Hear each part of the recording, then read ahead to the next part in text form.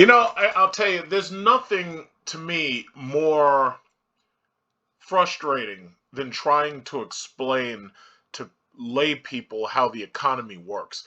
It's amazing every time that I bring up the fact that these stimulus checks are basically destroying our economy. First of all, it's like talking to a wall. There's a very simple fact, and that fact is that when the government prints money, it causes inflation. Now, the inflation itself is not on the money. The inflation is the bubbles that you see forming in the economy. Well, what's an example of that? Well, first of all, take a look at the used car market. Right now, it's very difficult to find used cars. Right now, if you find a used car, chances are, if it's a relatively late model, it's very difficult to buy it. It's very difficult to finance. If you find something that's close to 2020 or 2019 or 2021, chances are the price on a used car might actually be higher than the price of a new car. And I know people like Stephen Lang who work selling and buying used cars, and they're saying the exact same thing. He sees it on a daily basis. Me personally, I don't buy used cars, but I'm talking about people who are saying what I'm seeing. And what's so crazy about this current market is that, again, a lot of people do not understand inflation. There was a video, because you know these cartoons don't teach you shit anymore. When you watch cartoons, it's all loud, colorful violence now. But DuckTales, this was, when I was a kid, DuckTales was about Scrooge McDuck. And in one of the episodes, Scrooge McDuck was teaching his boys about what inflation is. So basically, the long and short of it was that one of the inventors had invented a machine that could copy money, right? And all he had to do was use his ray gun, and he could copy. Here it is, right here, and he could copy money. The machine was able to duplicate just about anything. And the little ducks, the boys, they said, "Hey, you know what?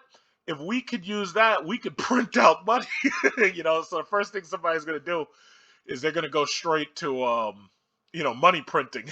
But anyway, they say, yeah, what we could do is we could photocopy $100 bills.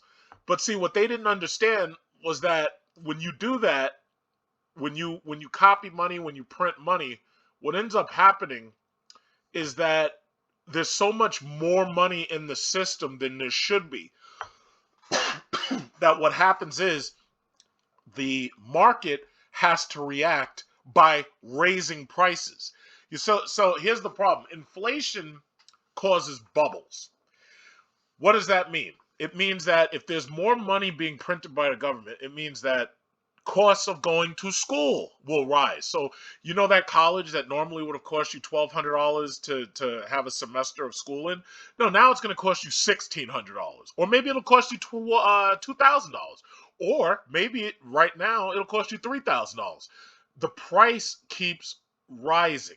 The value of our money is also negatively affected by inflation because the value of our money goes down. If something is available in limited amounts, that's what gives it whatever value it is. They have a saying, they say price is what you pay and value is what you get. People don't really pay a lot for things that are available in large amounts. Perfect example. When coronavirus first started, the cost of masks was extremely high, especially those, what were they called? The N25 masks or something. You remember those face masks? What were those things? Coronavirus masks. There was a specific name. N95, right? When coronavirus first started, there was a guy who got caught in Brooklyn hoarding N95 masks. In fact, let's see that. Guy caught in Brooklyn N95 masks. So the guy got caught buying up truckloads of N95 masks as soon as this started.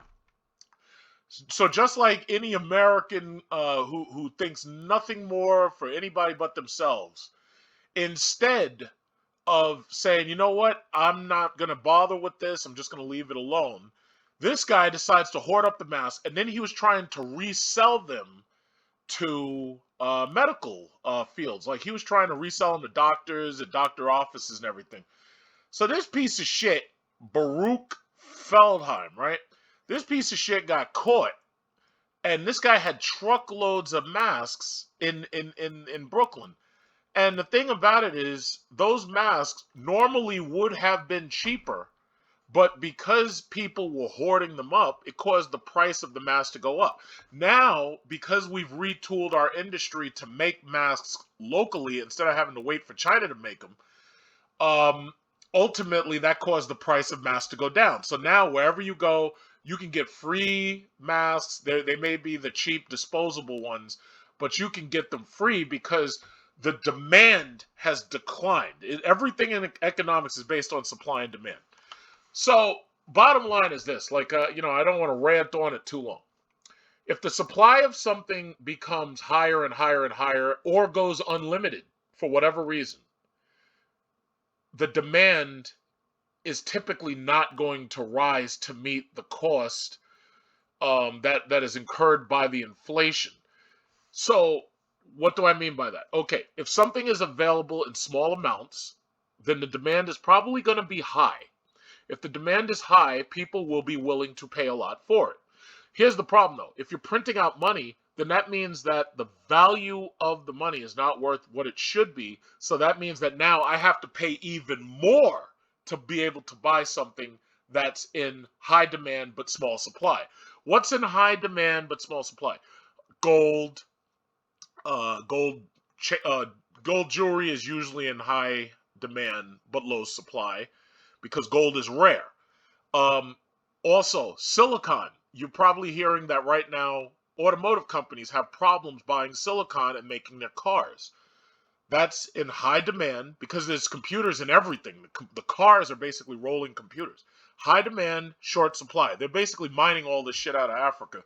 And the reason why America is so pissed off at Africa and China's connection is because right now China is going into Africa and they are basically building Africa's infrastructure, and all they're doing is exploiting Africa's resources while they're doing it. So back when America and Europe were in charge and they were coming into Africa and chopping Africa up, they weren't giving those people shit. In fact, the only thing they really did give them was apartheid in South Africa. That's all they really did. And I needn't remind you about the atrocities and the genocides and whatnot that Europeans committed on African people when they came in there to steal their resources.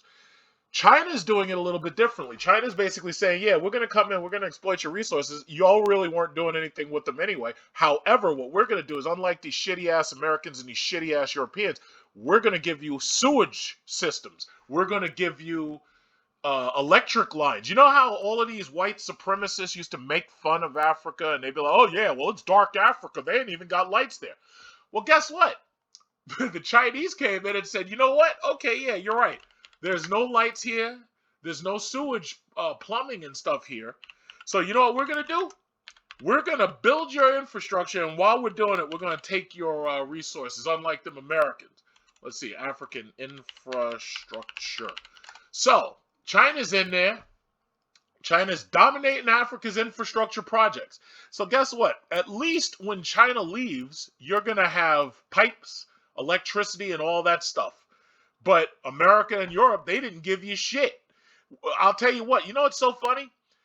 Vietnam pushed America out because the Chinese military was basically helping Vietnam fight America during the Vietnam War. And they pushed America out, and right now Vietnam is thriving. You know who's not thriving? The Philippines. America took the Philippines from the Spanish, who had conquered. Now, by the way, the Spanish are Europeans. So the Spanish came in, they took over the Philippines, they were exploiting those people. Then America beat the Spanish, took the Philippines basically from them. Philippines is fucked up right now. I'm like, well, when I go to the Philippines, I'm like, wait a minute. You know, you guys don't have rail service. You guys don't have stoplights in most places. You guys have crazy ass traffic because there's no freaking traffic control.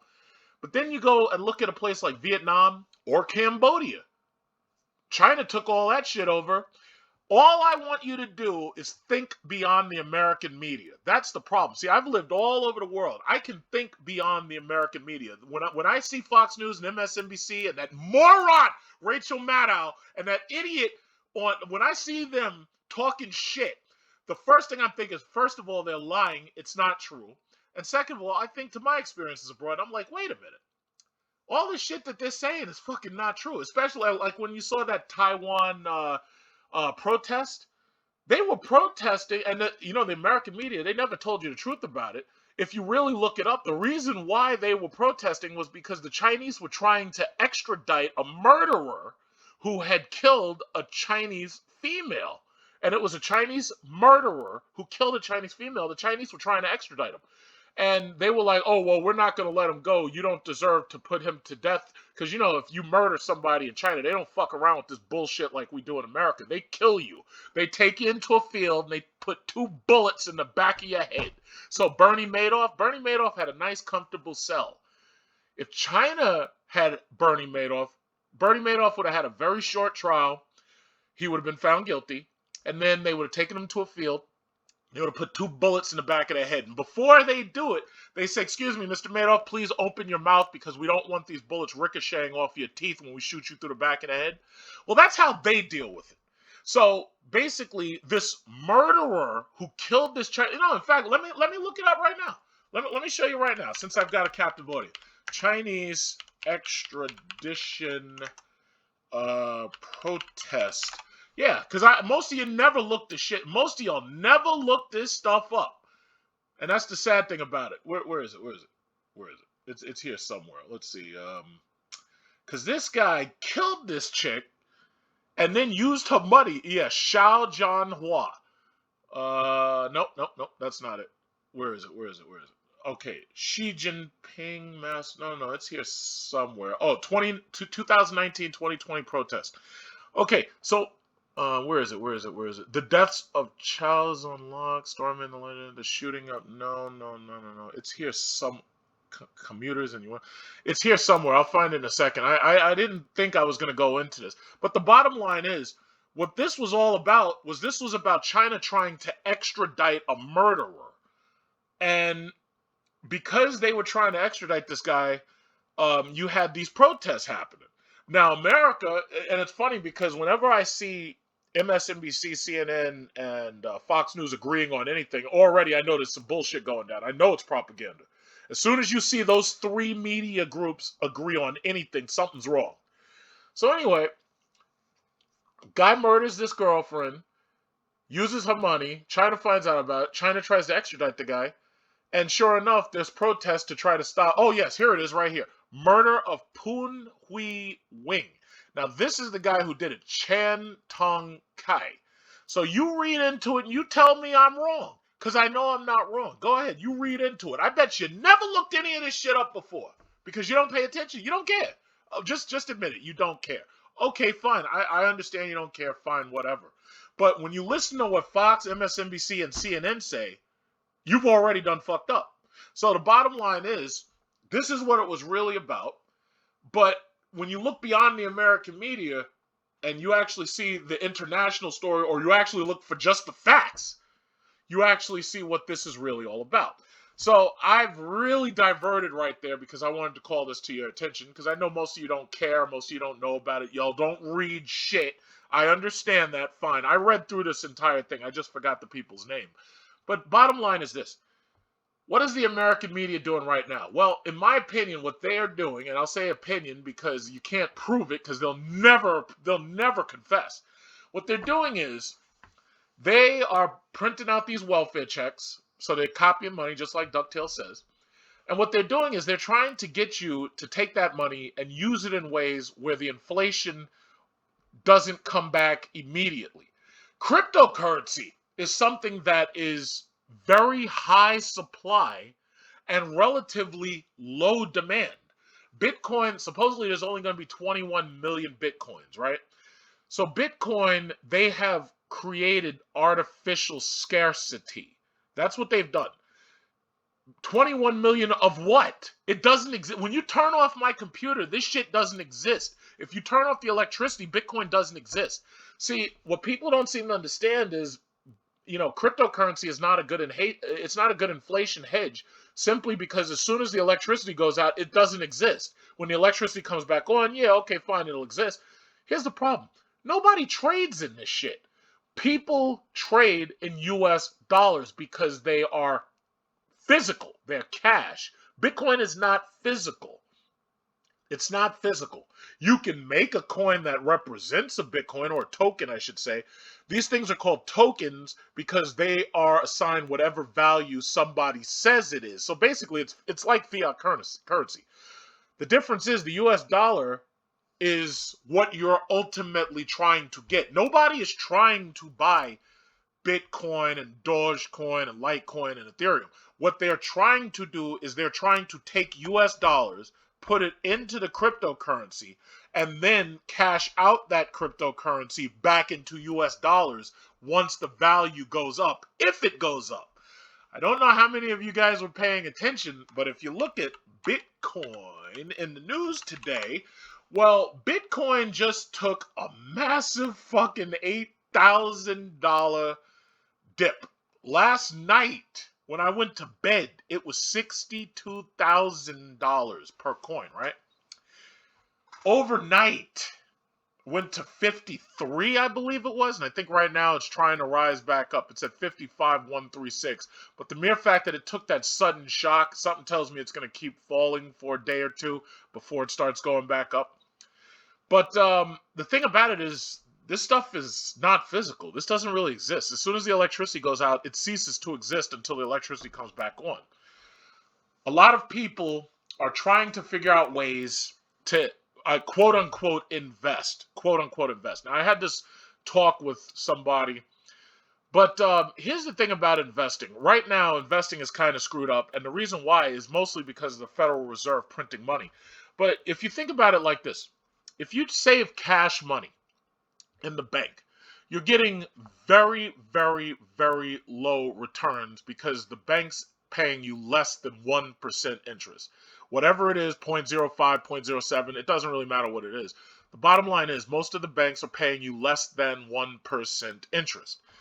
So saving money as cash actually means that you're losing money over the long term. You're not, or I should say, you're not losing money. You're losing purchasing power. The reason why you're losing purchasing power is because the cost of living is rising. So if I take $10,000, if $10,000 right now would buy me an apartment for 10 months, let's say it was $1,000 a month. The problem is, over time, the cost of that apartment is rising. So that same $10,000 will now not get me 10 months in the apartment. Now it'll only get me 9 months in the apartment.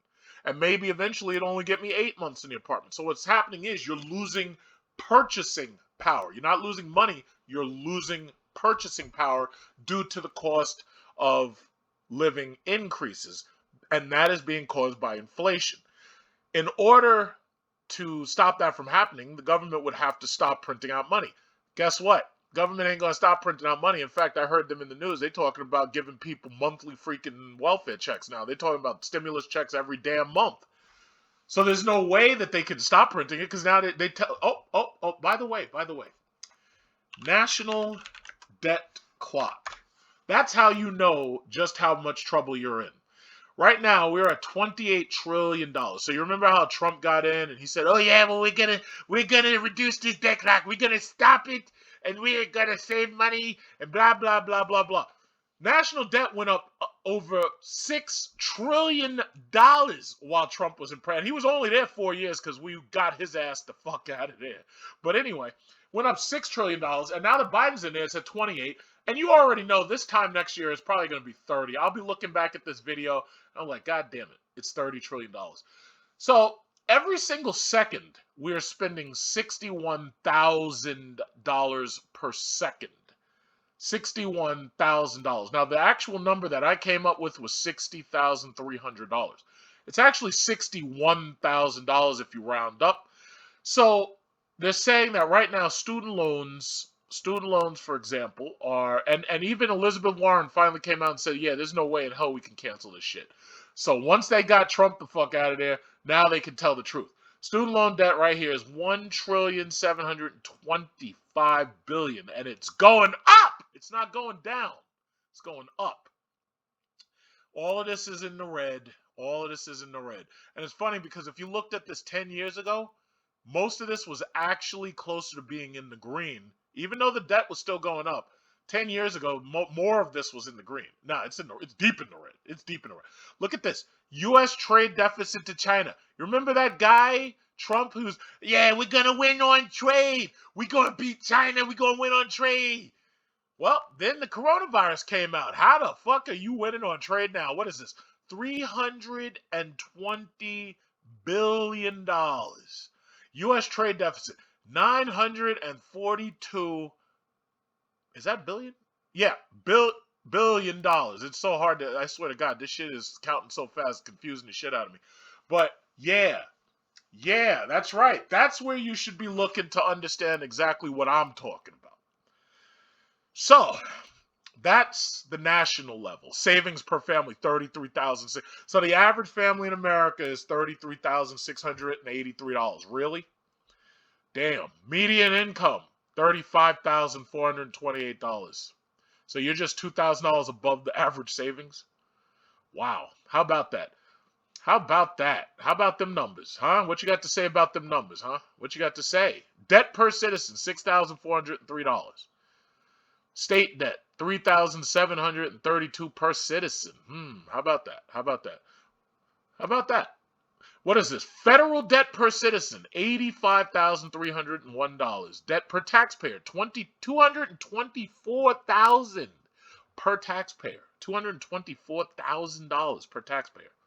So, it really bewilders me when I see people who live in America, who are American citizens, who are saying that they themselves are not affected by any of this. Oh yeah, if you're in the border of America, yeah, you're affected by this. You know why? Because no matter how little debt you claim to have, you're still trading in US dollars. You're still buying food with US dollars. You're still paying your rent with US dollars. You're still paying your mortgage with US dollars. You're still paying your car insurance with US dollars. So your purchasing power has gone down. But you can't tell certain people, some people, and I can't even say that this is me. Some people say, oh yeah, well, I'm up above it all. Even the rich people, the people, the celebrities, these people are slaves. The rich people are slaves. All of you are as American citizens, all of us as American citizens. You're not above any of this shit. You are part of this. You are just as much of a, you see where it says debt per citizen? That's your ass. You see where it says 85,000? You see where it says 224 per taxpayer? That's you. That's me. 224. The only way you beat this shit is to move. And that's it. If you move to Canada, oh, well, then now I can't say that you're part of this anymore. As long as you don't have to pay taxes to America. I believe if you move out of the country and you live outside the country for more than a year or expatriate, I believe that's when you're no longer a U.S. citizen. You no longer pay taxes. Problem is now you have to make all your money abroad. And that also means that you're probably going to have problems getting your pension and stuff like that because chances are they're not going to give it to you or they're going to tax it. But there are people who think that they're above all of this simply because they think that they're not in debt. That's what they think. They think that they've escaped the debt system. They think they've escaped the plantation. As long as those numbers keep going up and as long as you live here, you ain't escaped. By the way, most other countries that you might move to, their money is held against the US dollar as the reserve currency. So chances are you can move to another country. You probably haven't escaped if you get there either. What we need to do is move to Mars. Once you move to Mars and Dogecoin gets me to the moon, with Dogecoin, I'm going to the moon. I'm going to Pluto. We're going to Mars. Once we get to Mars, that's when you're free of America's debt system. Problem is, once you get to Mars, you're going to be part of the Mars debt system because you know goddamn well you're either going to be digging tunnels or you're going to die in one, just like in that movie Total Recall. So there is no escape. Guess what? You're a slave. You're all slaves. Everybody's a slave, even Warren Buffett. Doesn't matter how rich you are. Jeff Bezos, you're a slave. You went to court. You got raped in court. You're a slave too. That proved it. You went to court. She took half. Or whatever she took. I don't know how much she took. But it doesn't really matter because they got you. If you weren't a slave, she couldn't have taken anything. Jeff Bezos is such a slave that she took the goddamn hair off his head. That's how much a slave Jeff Bezos is. It doesn't matter how rich he is. Elon Musk, he's a slave too. Him too. Everybody's a slave. This is the United Slavery States of America. Welcome to the Slavery States of America. How about that? So, in the short term, there's Dogecoin. We're going to the moon! We're going to Pluto! So Doge, they're saying, I saw some numbers on Dogecoin. We think, okay, so Dogecoin, all right, you know what I'm going to do from now on? I'm going to be pro Dogecoin. You know why? Because I want to go to the moon.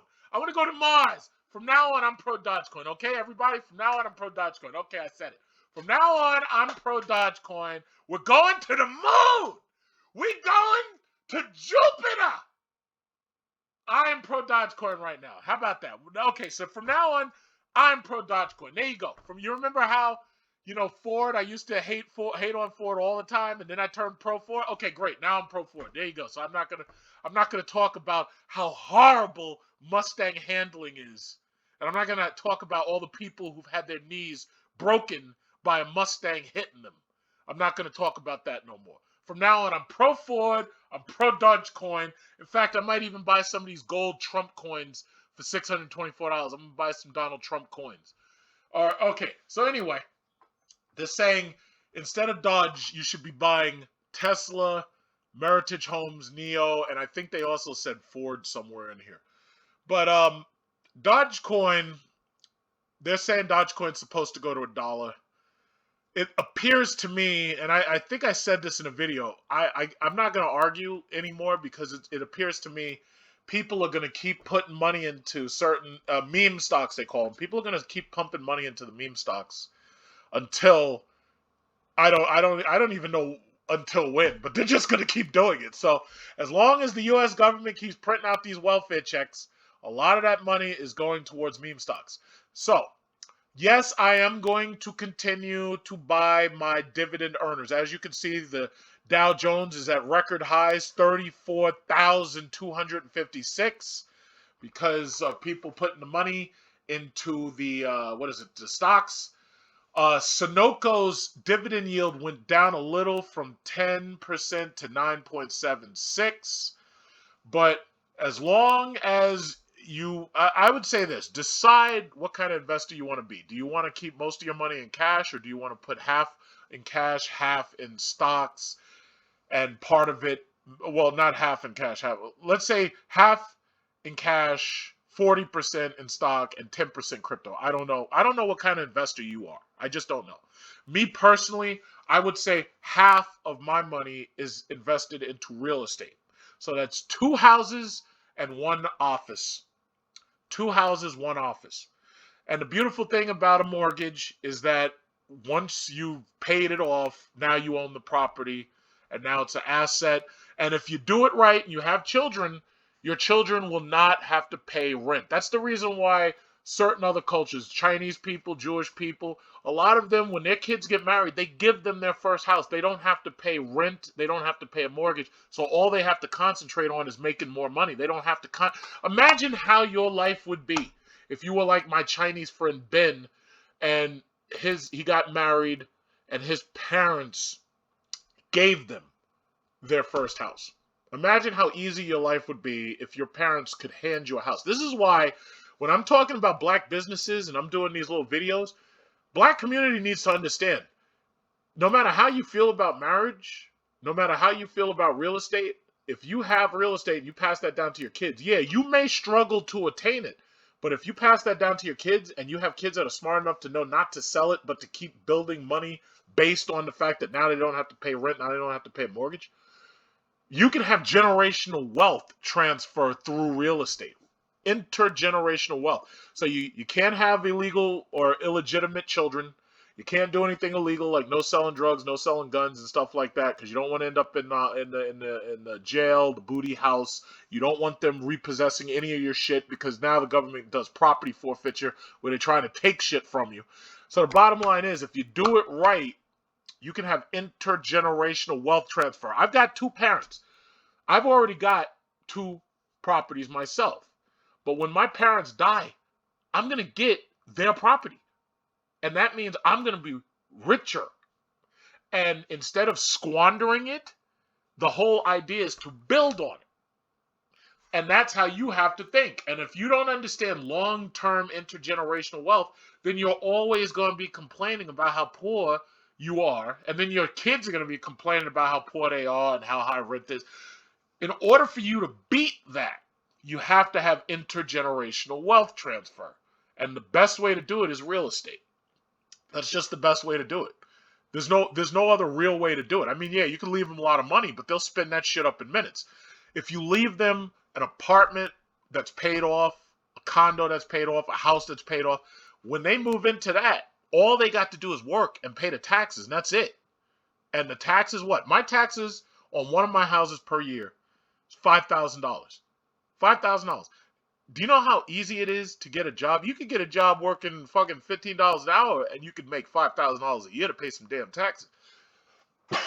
Even if you're making $30,000 a year, you could still pay some damn taxes. I mean, come on. All they'd have to do is pay for food, clothing, and taxes, you know? And some toilet paper, too. They have to pay for toilet paper. But the dividend earners, they're doing great. I'm so glad I talked dividends. This is my long-term play. In 10 years, I retire. I'm out of here. And I can cash out, or I can just keep those dividend payments and hold on to them. Now, my Reddit following right here of GameStop, I still insist I'm not going to talk bad about AMC. AMC is a multi-billion-dollar movie theater industry. Someday AMC is going to come back, and when they come back, they're going to come back once this coronavirus shit is over and we can go back into a movie theater. AMC is going to come back. So I'm not going to talk bad on AMC. Bed Bath & Beyond is doing their thing. GameStop, I really think, is still doomed.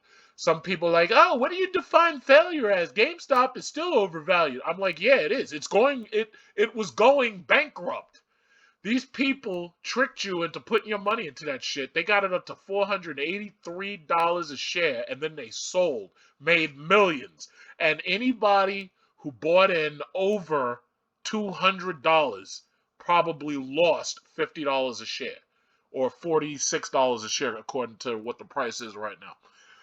So that's just it. Now, and I urged you to focus on these IPOs, Roblox, and coins. Cryptocurrency purchasing is still doing pretty well. Roblox is a video game company, and if you'd got in when I told you, you probably would have gotten in between $60 and $65. But my thing is, they're at $75 right now, so they're doing pretty well. They had an $83 high. I think they're going to exceed that. They'll probably make some new games or something. And the kids love these games. I've never played Roblox, but I've seen the kids play Roblox. They love it. And my weed stocks have been doing mostly good. Indo has been doing pretty well. I sold out of my MJNA. I was looking to buy back in. And now that I'm seeing MJNA's prices dipping, I'm going to wait until the price falls more, and then I'll consider buying back in then.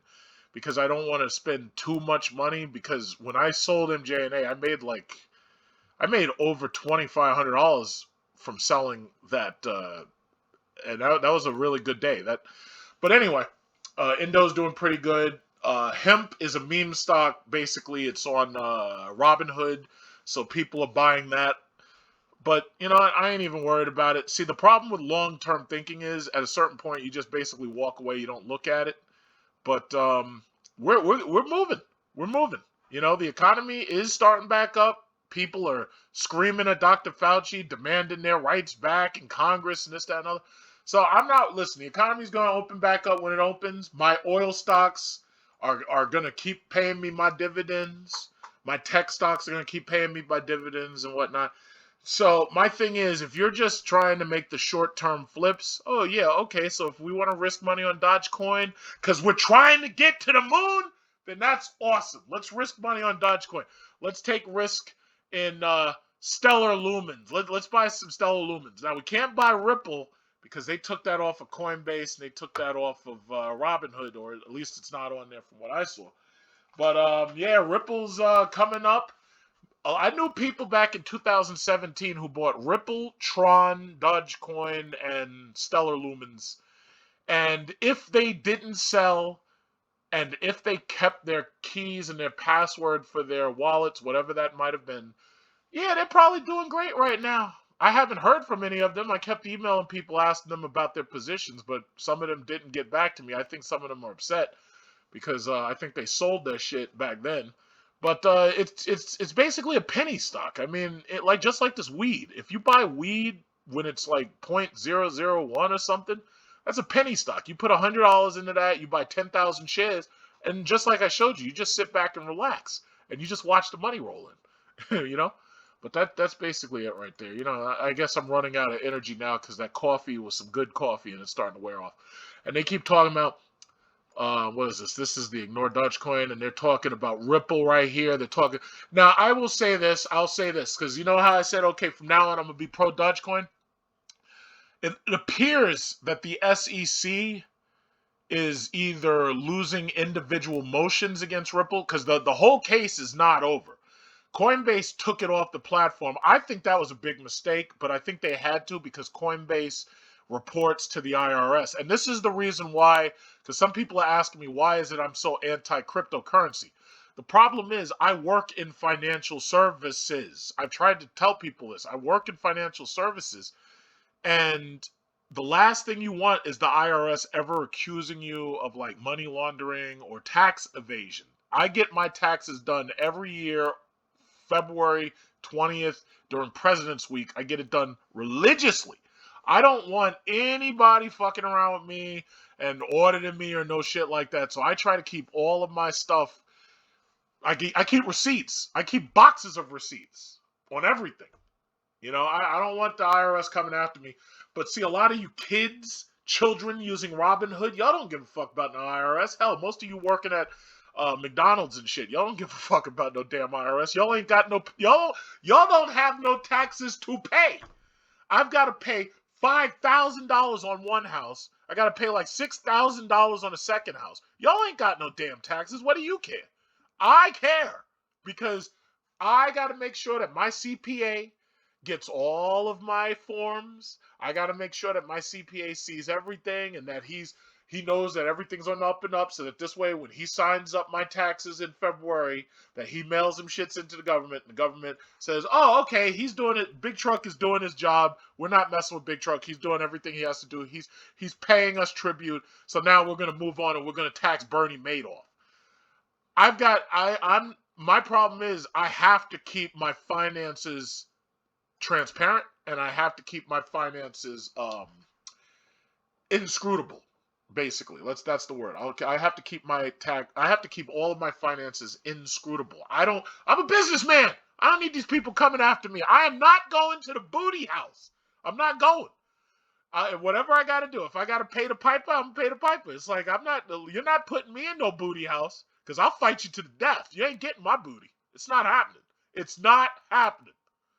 My booty is too valuable.